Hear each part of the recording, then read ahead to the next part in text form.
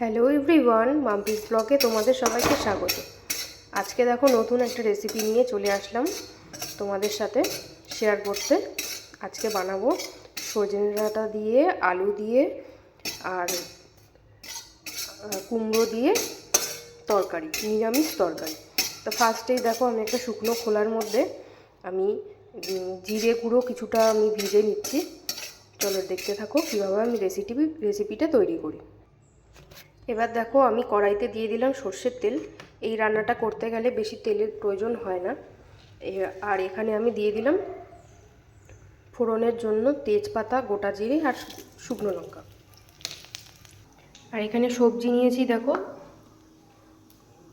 আলু নিয়েছি, তারপরে তোমার কুমড়ো নিয়েছি আর সজনে ডাঁটা নিয়েছি। তোমরা চাইলে আরও কিছু সবজি অ্যাড করতে পারো। তো আমি আজকে তরকারিটা এই দিয়েই করব।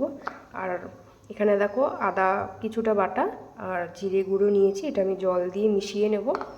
আর এখানে লাগবে একটা টমেটো। দেখো ফোড়নটা আমার হয়ে গেছে, খুব সুন্দর একটা গন্ধ বেরোচ্ছে। এবার আমি এখানে দিয়ে দেবো সবজিগুলো। এবার দেখো ভালো করে আমি নাড়াচাড়া করে নিয়েছি। এবার আমি ঢেকে নেব, একটু সবজিটা নরম হবে, আবার তুলে নেব। ভালো করে নরম হওয়ার জন্য আমি এখানে দিয়ে দিলাম লবণ, তাহলে সবজিটা তাড়াতাড়ি নরম হবে। আর দেবো হলুদ গুঁড়ো, আবারও কিছুক্ষণ একটু নাড়াচাড়া দিয়ে নেব। এবার ঢেকে দেবো। কিছুক্ষণ পর পর ঢাকনা উঠিয়ে নাড়িয়ে নেবো, না হলে তলায় লেগে যাবে। এবার দেখো বড়িটা আমি প্রথমে ভেজে নিই। বড়িটা ভাজবো বলে বড়িটা ভাজার জন্য আমি তেল দিয়ে দিলাম। এবার বড়িগুলো আমি একটু ভেজে নিই। মাঝখানে দেখো আমি ঢাকনা তুলে দুবার করে আমি নেড়ে চেড়ে নিয়েছিলাম।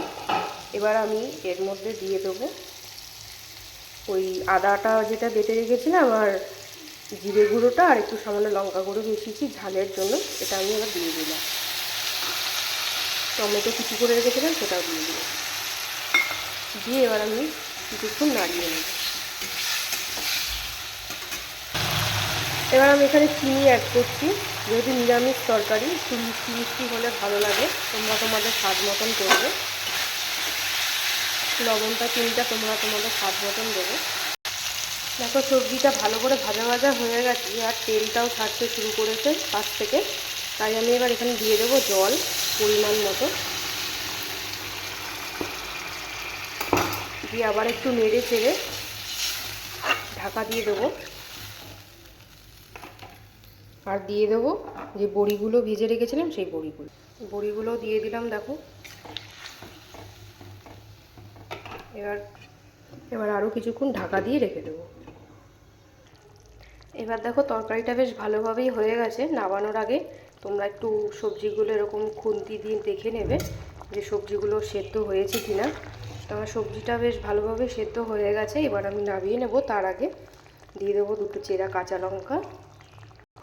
সবার প্রথমে যে আমি জিরে গুঁড়োটা ভেজে নিয়েছিলাম শুকনো খোলায়, সেই জিরে গুঁড়োটাও আমি ছিটিয়ে দেবো। তাহলে আমার তৈরি হয়ে গেল নিরামিষ তরকারি। এবার এটা সার্ভিং বলে ঢেলে নিলেই তৈরি হয়ে যাবে, পুরো রেডি হয়ে যাবে। দেখো আমি একটা সার্ভিং বলে ঢেলে নিয়েছি তরকারিটা। আর আমার ভিডিওটা তোমাদের কেমন লাগলো তোমরা অবশ্যই লাইক কমেন্ট শেয়ার করে জানিও। দেখা হচ্ছে পরবর্তী অন্য কোনো ভিডিওতে। টাটা।